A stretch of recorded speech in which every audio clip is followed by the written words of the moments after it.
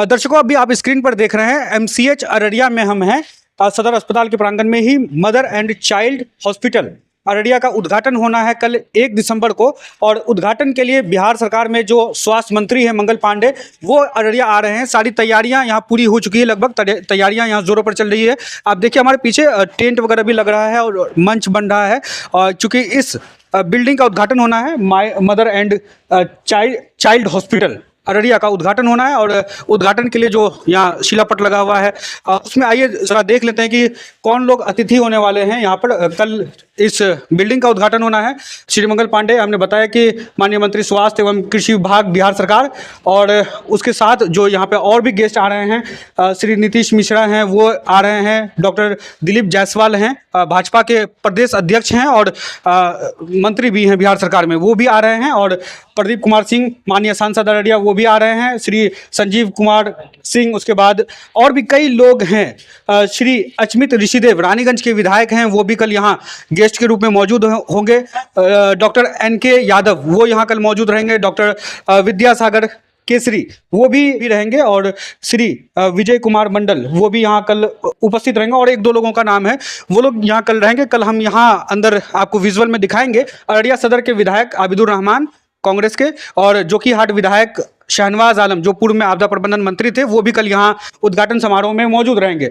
ऐसे तो सदर अस्पताल की स्थिति 1 साल पहले जो थी उससे काफ़ी हद तक सुधार है। और जब से आपने देखा होगा कि उधर आपातकालीन विभाग इमरजेंसी जो डिपार्टमेंट उधर खुला है नई बिल्डिंग में, और जो जनरल डॉक्टर वगैरह भी बैठते हैं या जो सामान्य सेवाएँ हैं वो सब भी शुरू हो चुका है। और जिस तरह से सरकार काम कर रही है स्वास्थ्य विभाग में और अररिया में जिस तरह से प्रोग्रेस देखने को मिल रहा है, कहीं ना कहीं आम लोगों को काफ़ी सुविधाएं हो रही है। स्वास्थ्य विभाग में काफ़ी सारी कमियां हैं, अभी भी अररिया में अल्ट्रासाउंड वगैरह की व्यवस्था नहीं है, लेकिन इसके बावजूद भी लोग जैसे एक्सरे सदर अस्पताल अररिया में हो रहा है और CT स्कैन हो रहा है। ब्लड बैंक है, ब्लड बैंक भी काफ़ी दिनों तक नहीं रहा, लोगों ने काफ़ी संघर्ष किया है ब्लड बैंक के लिए। अररिया में ब्लड बैंक भी शुरू हो गया है, इससे लोगों को मरीजों को काफ़ी सुविधाएं हो रही है।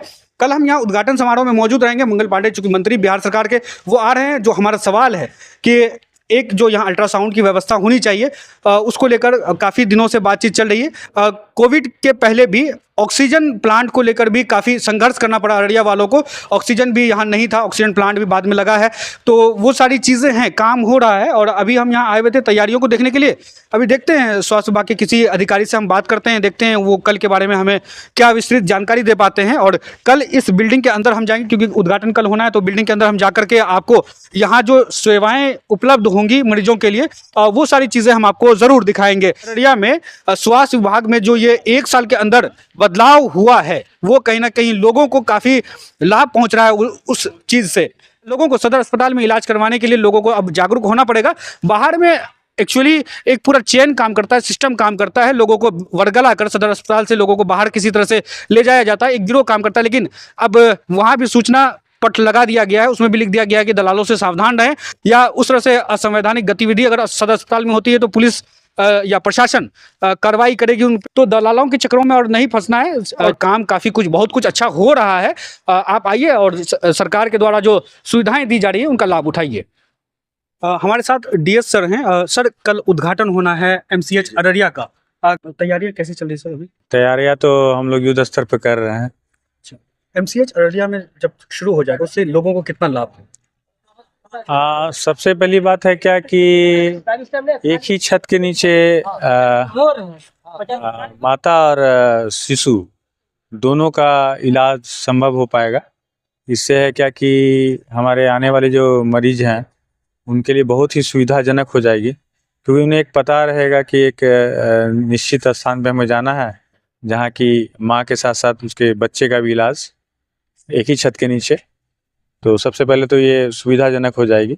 मॉडल हॉस्पिटल का जब से उद्घाटन हुआ है, मॉडल हॉस्पिटल के बनने के बाद लोगों में क्या स्वास्थ्य विभाग को लेकर के या जो सरकार जो सेवाएं दे रही है उसको लेकर के नहीं, हाँ, सकारात्मक तो असर पड़ा है लोगों पे। लोग उन्हें लगता है कि भाई जो हमें प्राइवेट हॉस्पिटल में जिस तरह से सुविधाएं देखने को मिलती है, तो हम लोग भी प्रयास कर रहे हैं कि अगर जो अभी कमी रह गई है उसे भी हम लोग आगे ऊपर तक हम लोग पहुंचाने के कोशिश कर रहे हैं। और ऊपर से भी हम लोग को सपोर्ट मिल रहा है ऐसा नहीं है कि जो भी हम लोग डिमांड रख रहे हैं उसको पूरा किया जा रहा है। सर एक बड़ी कमी जो अभी हमने कहा भी था कि अल्ट्रासाउंड को लेकर के है। हाँ, अल्ट्रासाउंड के लिए भी हमारे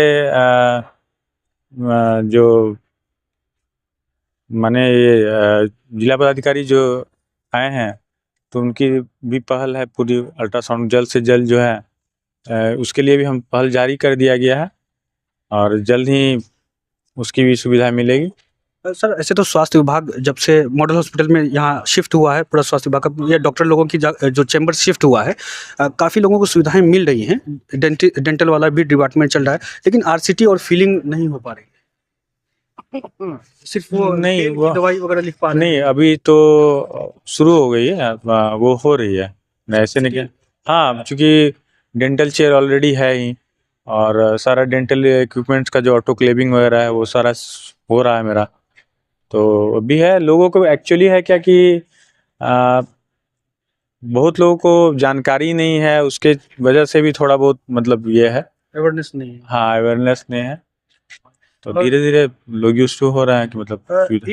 एक सवाल ये है कि डॉक्टर्स की कमी है। जैसे एक दिन हम लोग आए थे रैंडमली विजिट पे, तो एक डॉक्टर है महिला, वो मेरे ख्याल से 150 के आसपास पेशेंट को देखी थी। हाँ, डॉक्टर ही नहीं, मतलब ये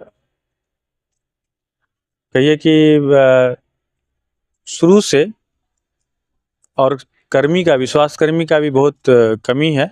हम लोग सीमित एचआर में ही जो है सारा काम, चूँकि देख ही रहे हैं कि जनसंख्या तो दिन प्रतिदिन बढ़ते जा रहा है, उस हिसाब से हमारे पास एचआर, हाँ, ह्यूमन रिसोर्स है नहीं, लेकिन फिर भी हम लोग 100% देने की कोशिश कर रहे हैं। सर अंत में लोगों के लिए क्या मैसेज होगा जो लोग दलालों के चक्कर में फंस जा रहे हैं, बाहर जा रहे हैं? देखिए, हम लोग अगर किसी चीज़ को बढ़ावा देंगे तो वो तो बढ़ेगा ही ना, तो हम लोग को कोशिश करना है कि उन लोगों से सावधान रहना है। उन लोगों को किसी भी तरह का अगर ये करते हैं तो उनकी शिकायत जो है आप अस्पताल प्रबंधक या हमारे पास आप कर सकते हैं, हम लोग उचित कार्रवाई करेंगे इसके लिए। एक रात में हम थे, एक पेशेंट आया होता, कोई जानने वाला ही था, तो उनको यहाँ से किसी तरह से किसी ने ट्रैप करके बाहर ले जाने की कोशिश की और वो ले जाने में सफल भी रहे। वहाँ पे उनको कहा गया कि सिजेरियन करना होगा, आपको इस एग्रीमेंट पे साइन करना होगा कि अगर कुछ होगा, वैसा जो होता है मेडिकल का, कि कोई रिस्पॉन्सिबिलिटी हमारी नहीं होगी। तो जब उस पर साइन करने की बात आई तो वहाँ पे इत्तेफाक से जानकारी मुझे मिली, तो मैंने जाके उनको फोर्सफुली ये कहा कि इस पे साइन नहीं होगा, तुम सदर अस्पताल से उठा के लाए हो, तुमको चाहे तो वहाँ पहुँचाओ, अगर सिजेरियन होना होगा तो वहीं होगा, या फिर अगर नॉर्मल होना होगा तो वहाँ होगा। अगर आप यहाँ पे साइन करवाएंगे तो हम आपके ऊपर कार्रवाई करवाएंगे।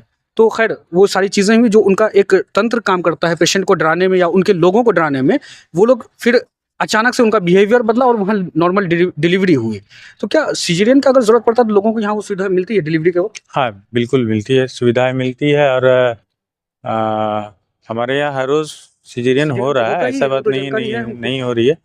और चूँकि जहाँ तक बात है कि बाहर के लोग अगर हमें खुद ही जो है जागरूकता फैलाना है और आप लोग के माध्यम से, आप लोग तो ज़्यादा जागरूकता फैलाते हैं, समाज में सभी को जागरूक करना है कि भाई आप ऐसे कोई भी दलालों से सावधान रहना। और अब तो सभी अस्पताल के कोने कोने में आप देख रहे होंगे कि ये किया हुआ है और खुशी भी हो रही है कि अब जो है बहुत कम ही लोग ऐसे हैं जो उनसे मतलब पहले तो, अब तो एक भी दलाल आप देखते होंगे, इमरजेंसी में आप जाते होंगे तो एक भी आपको दिखता नहीं होगा, क्योंकि मैंने खुद मैं भी मैंने पर्सनली भी जा करके 2 से 3 बार इमरजेंसी घूम लेता हूँ अगर कोई भी है तो उस टाइप का। खैर अभी तो नहीं है, हाँ, चीज़ें ठीक हो रही है धीरे धीरे। क्या लोगों के लिए भी कल यहाँ कुछ है, या क्या कल के लिए कुछ मैसेज स्पेशल? लोगों के लिए तो ये अस्पताल है ही और सरकार तो लोगों के लिए ही है। कार्यक्रम को लेकर के हाँ। क्या पब्लिक गैदरिंग होगी या ऐसे ही है? नहीं, पब्लिक सबके तो ओपन ही है, अस्पताल ओपन है, तो है, सरकार तो उन्हीं के लिए सारा चीज़ कर रही है, सुविधाएं बढ़ा रही है।